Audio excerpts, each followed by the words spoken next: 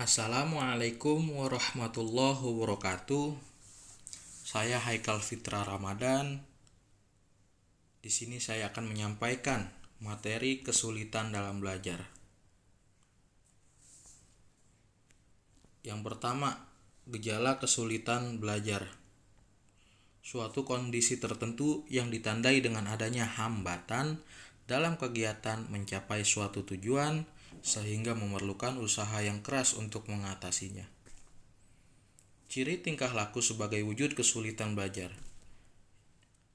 1. Menunjukkan hasil belajar yang rendah di bawah rata-rata nilai yang dicapai oleh kelompoknya atau di bawah potensi yang dimilikinya. Kedua, hasil yang dicapai tidak seimbang dengan usaha yang dilakukan. Ketiga, lambat dalam melakukan tugas-tugas kegiatan belajar. Dan keempat, menunjukkan sikap-sikap yang kurang wajar seperti acuh tak acuh, menentang, berpura-pura, dusta, dan lain tersebut.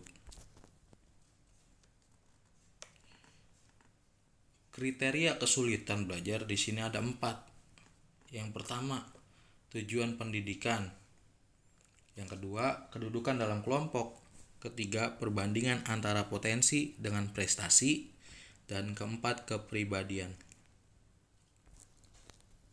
Adapun jenis-jenis keterbatasan dan gangguan yang mengakibatkan kesulitan dalam belajar. Yang pertama, kesulitan belajar. Adapun ciri-ciri kesulitan belajar yang saya ketahui yaitu ketidakmampuan di mana anak-anak diagnosis. Yang pertama, mempunyai IQ di atas tingkat terbelakang, mengalami kesulitan yang signifikan dalam bidang akademis, tidak memiliki masalah atau gangguan lain yang diagnosis seperti keterbatasan sensoris atau gangguan emosional yang serius yang menimbulkan masalah. Dan adapun yang kedua, ADHD atau Hyperactivity Disorder.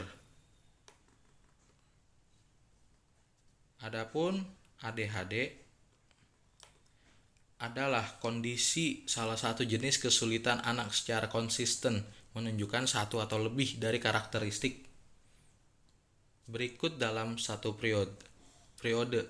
Yang pertama, kurangnya perhatian, hiperaktif, dan impulsif.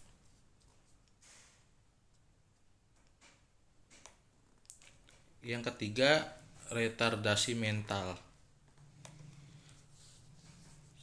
Ciri khas retardasi mental adalah tidak memadainya fungsi intelektual, lemahnya tingkah laku yang adaptif yaitu keterampilan yang dibutuhkan untuk mengurus diri sendiri, dan tanggung jawab sosial seperti berpakaian, urusan kamar mandi, makan, pengendalian diri, dan interaksi dengan teman sebayanya. Yang keempat, gangguan fisik. Gangguan fisik pada anak-anak meliputi kerusakan ortopedis seperti cerebral palsy dan serangan mendadak. Biasanya stroke atau epilepsi. Banyak anak yang menderita gangguan fisik membutuhkan penduduk khusus dan jasa yang berkaitan seperti transportasi, terapi fisik, layanan kesehatan sekolah, dan jasa psikologis. Yang kelima, gangguan sensoris. Gangguan sensoris mencakup lemahnya penglihatan dan pendengaran. Lemahnya penglihatan meliputi kebutuhan akan lensa korektif, pandangan yang buruk, dan buta secara pendidikan. Anak-anak yang memiliki pendengaran yang lemah bisa jadi karena terlahir tulis atau mengalami kehilangan pendengaran ketika berkembang. Dan keenam, gangguan bicara dan bahasa. Gangguan bicara dan bahasa meliputi sejumlah masalah berbicara, gangguan artikulasi, gangguan suara, gangguan kefasihan, dan masalah berbahasa atau kesulitan menerima informasi mengungkapkan bahasa. Yang ketujuh, gangguan spektrum autisme.